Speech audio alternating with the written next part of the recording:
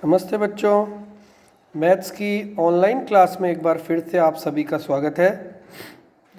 अब मैं जो बताने जा रहा हूँ, जो मैंने पीडीएफ डॉक्यूमेंट दिया था उसमें मैंने आपको कुछ इरेशनल नंबर्स की प्रॉपर्टीज़ के बारे में डिस्कस किया था। उसमें ये देखिए, आप यहाँ पर इरेशनल नंबर की कुछ प्रॉपर्टीज़ बता रखी हैं, इनको थोड़ा ध्यान से पढ़ेंगे।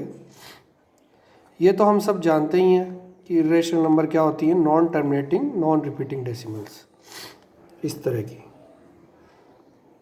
ये देखो, ये नॉन टर्मिनेटिंग है, डॉट डॉट डॉट लगा हुआ है, नॉन स्टॉप, और एक के बाद एक ज़ीरो आ रहा है, एक के बाद दो ज़ीरो आ रहा है, कभी तीन ज़ीरो आ रहा है। तो ये नॉन टर्मिनेटिंग और नॉन रिपीटिंग को रिप्रेजेंट करता है, तो ये इरेशनल है। साथ ही हमने आपको बताया था कि अगर m पॉजिटिव इंटीजर है और m परफेक्ट स्क्वायर नहीं है, मेन बात ये है कि अगर m परफेक्ट स्क्वायर नहीं है तो उसका जो रूट m है वो सॉल्व नहीं होगा, वो रूट m ही रह जाएगा, तो इसलिए भी वो इरेशनल नंबर होंगी। तो जैसे √2, √6, √8, √10, ये सब अंदर क्या है, परफेक्ट स्क्वायर नहीं है, नॉन परफेक्ट स्क्वायर है, इसलिए ये सारी नंबर्स इरेशनल है। यहाँ कुछ प्रॉपर्टी और बताई गई हैं, जैसे सम और डिफरेंस। रेशनल और इरेशनल का इरेशनल ही होता है, 5 + √3 इरेशनल होगा। इसी तरह से मल्टीप्लाई और डिवाइड भी देखो, रेशनल इरेशनल, रेशनल इरेशनल, तो ये इरेशनल ही कहलाता है। जब तक इसमें रूट वाला पार्ट है वो इरेशनल ही कहलाता है। अब हम बहुत ही इंपॉर्टेंट पार्ट समझने जा रहे हैं जो एग्ज़ाम में अक्सर पूछा जाता है। √2, √3, √5 इनके प्रूफ पूछ लिए जाते हैं। तो इनको प्रूव करने के लिए हमारे पास और कोई मेथड नहीं है, कॉन्ट्राडिक्शन मेथड होता है एक। कॉन्ट्राडिक्शन मेथड में मैंने आपको डिटेल भी यहाँ लिखवा दी है। इसमें क्या होता है, जो दिया हुआ होता है ना, जैसे हमें प्रूव करना है √2 इज़ इरेशनल, तो हमें क्या करना है, उसका उल्टा अज्यूम करना है। अज्यूम क्या करना है कि √2 को रेशनल मान के चलना है, और लास्ट में जब उससे कोई कंक्लूजन ऐसा आए कि जो पॉसिबल नहीं है, कि वो गलत है, तो ये इस बात को कॉन्ट्रडिक्ट करेगा हमारे एजम्पशन को, और हम कह देंगे कि ऐसा तो पॉसिबल नहीं है जो रिजल्ट आया। तो हम कहेंगे हमारा जो एजम्पशन है वो रॉन्ग था, तो जो उसका उल्टा ही उस ट्रू है। इस तरह से ये प्रूव होगी। उसमें ये एक थ्योरम 1.3 है, ये आपको हेल्प करती है इसको प्रूव करने में। Let p be a prime number if p divides a² then p divides a, where a is positive integer. फिर से समझिए, जैसे कोई p नंबर है, प्राइम नंबर, वो अगर a² को डिवाइड करती है, यानी a² is divisible by p, तो फिर उसका जो स्क्वायर रूट है मतलब a, वो भी p से डिवाइड होगा। ठीक है, तो यहाँ पर हम चलते हैं। जैसे मैंने आपको ये दिया था एग्ज़ाम में, √2 इज़ इरेशनल, इसको लिखने का तरीका भी आपको पूरा अच्छे से प्रैक्टिस करके बाय हार्ट कर लेना है। इसी तरह से सारा लिखना है, √3 के लिए, √5 के लिए, √7 के लिए, एग्ज़ाम में पूछ लिया जाता है। तो सबसे पहले मैंने अज्यूम क्या किया, कॉन्ट्राडिक्शन लिया, इसका उल्टा लिया। देखो, इरेशनल था, मैंने क्या प्रूव किया, क्या अज्यूम किया, रेशनल। तो रेशनल मानते ही हम जानते हैं रेशनल नंबर्स को p/q फॉर्म में लिख सकते हैं, यानी कि √2 a/b लिखा मैंने। लेकिन यहाँ पर ये मेन बात है कि a और b, यानी कि ये इनमें कोई भी कॉमन फैक्टर नहीं है, इसका मतलब a और b हम क्या लेके चलते हैं, को प्राइम्स। यही बहुत इंपॉर्टेंट पार्ट है, यही आगे चल के हमें काम आएगा। a इज हो गया √2b, देखो क्रॉस मल्टीप्लाई से, तो स्क्वायरिंग की, a² हो गया 2b², तो हम कह सकते हैं कि 2b² इज डिविजिबल बाई 2, तो a² is divisible by 2। 2b² divisible क्यों है 2 से, क्योंकि इसमें 2 आ रहा है देखो, और 2b² के इक्वल में कौन है, a², तो जब ये 2 से डिविजिबल है तो ये भी तो इसके इक्वल ही है, तो ये भी a² भी 2 से डिविजिबल होगा। और थ्योरम 1.3 कौन सी, जो मैंने अभी आपको बताई थी, कि अगर a² p से डिविजिबल है तो उसका a भी p से डिविजिबल होगा। तो यहीं हम यूज़ कर रहे हैं ये थ्योरम, अगर a² डिविजिबल है 2 से तो a भी डिविजिबल है 2 से। अब ये हम जब a को 2 से डिविजिबल मान चुके हैं, तो आप a इजगल टू कोई 2c ले लीजिए, यानी 2 का मल्टीपल, क्योंकि a तो डिविजिबल कर ही चुके हैं ना prove, a is also divisible by 2, तो a इजगल टू 2c। अब इसको स्क्वायर कर दो, a² इजगल टू 4c² कर दिया। अब यहाँ देखो, मैंने a² इजगल टू 2b², ये कहाँ से उठाया, यहाँ से, ये देखिए, तो ए स्क्वायर इजल टू 4c² भी है और ए स्क्वायर इजल टू 2b² भी है। तो 2b² इजल टू 4c² हो गया, ये और ये इक्वल हो गया। अब 2 से 4 कैंसिल, तो b² इजल टू 2c²। अब फिर से वही तीनों लाइन कि 2c² इज डिविजिबल बाई 2, क्योंकि इसमें 2 आ रहा है देखो मल्टीपल, और 2c² इक्वल में b² है, तो b² is also divisible by 2। Then b is also divisible by 2, again by theorem 1.3। तो फॉर्म इक्वेशन 1 एंड 2, इसमें a 2 से डिविजिबल है और b भी 2 से डिविजिबल है, जबकि हमने क्या माना था, इसको कोप्राइम माना था ना, कि यानी कि कोई भी कॉमन फैक्टर नहीं हो उसी को कॉमन कोप्राइम बोलते हैं। यानी जैसे ये आपको बताऊं, जैसे 20 और 30 ये दोनों 10 से डिविजिबल है, तो ये कोप्राइम नहीं है, ठीक है। जैसे 5 और 7 ये किसी से कैंसिल नहीं हो रहा, ये कोप्राइम है।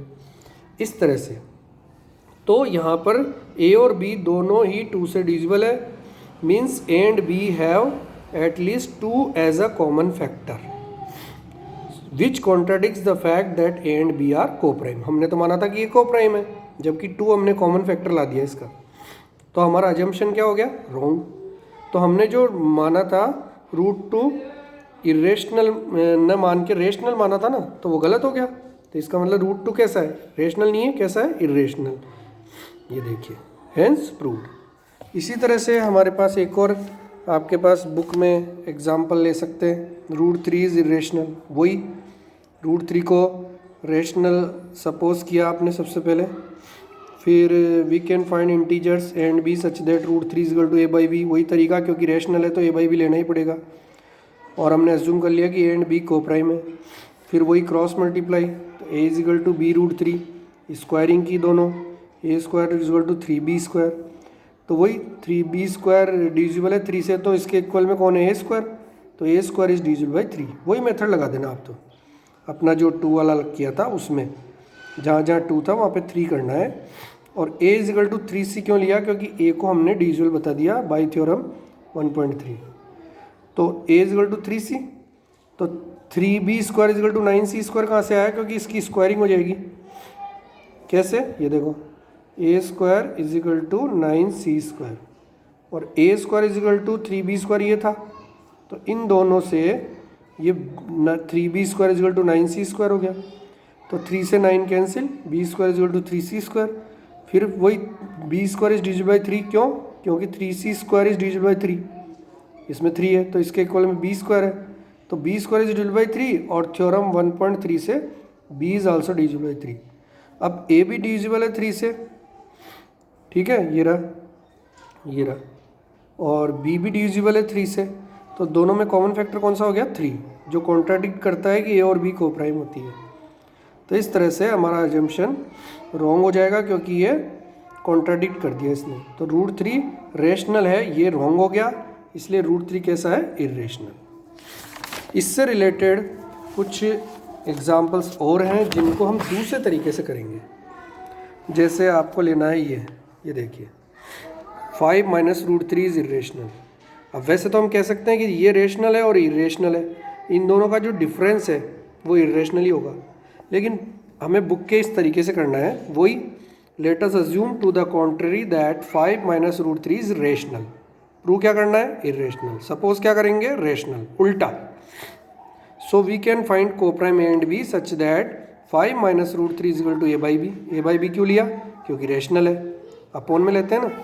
फिर इसको क्या करना है, आपको √3 को अकेला करना है, ठीक है।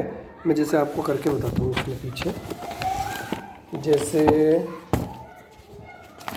ये लीजिए, जैसे आपने लिया 5 minus √3 is equal to a/b, तो आप क्या करो, इधर ले आओ इसको 5 माइनस a/b, ये इजी रहेगा, और √3 को उधर ले जाओ, ये लो अकेला हो गया।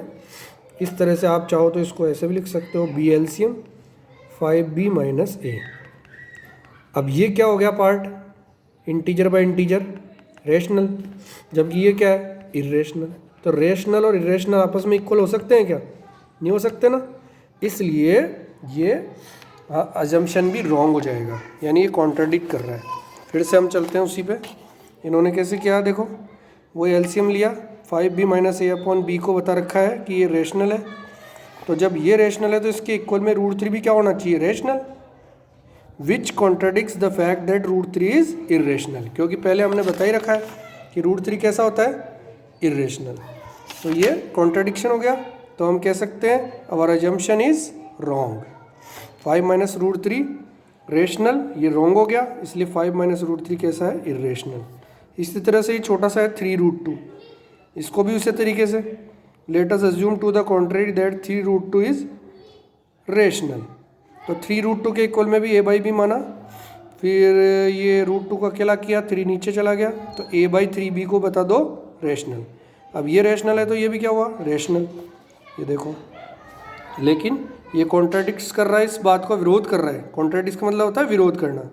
तो रूट 2 इर्रेशनल होता है क्योंकि, तो हमारा जो अजम्पशन है वो रॉन्ग हो गया। तो we conclude that 3 root 2 is irrational, क्योंकि हम लेके क्या चले थे, इसको रेशनल, तो ये आ गया इर्रेशनल। कुछ एग्जांपल्स मैंने यहाँ से भी दिए थे, यहाँ पर भी आप कर सकते हैं, समझ सकते हैं इस पेज में भी। एक ये है root 2 plus root 3 is irrational, वही तरीका।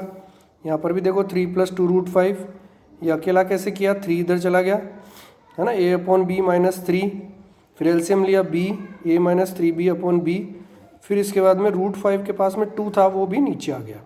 अब ये जो है ये पार्ट अपॉन वाला वो क्या होता है, रेशनल, जबकि रूट 5 क्या है, इर्रेशनल। तो देखो इसने और अच्छा तरीका निकाला है, this is contradiction because right hand side is rational और left hand side is irrational, so our assumption is wrong. Rational irrational के इक्वल नहीं हो सकता, so our assumption is wrong, therefore 3 plus 2 root 5 is irrational. इसी तरह से ये अपने बुक के क्वेश्चंस हैं जो आपको सॉल्व करने हैं और बार बार वीडियो को देख के समझना है। Thank you.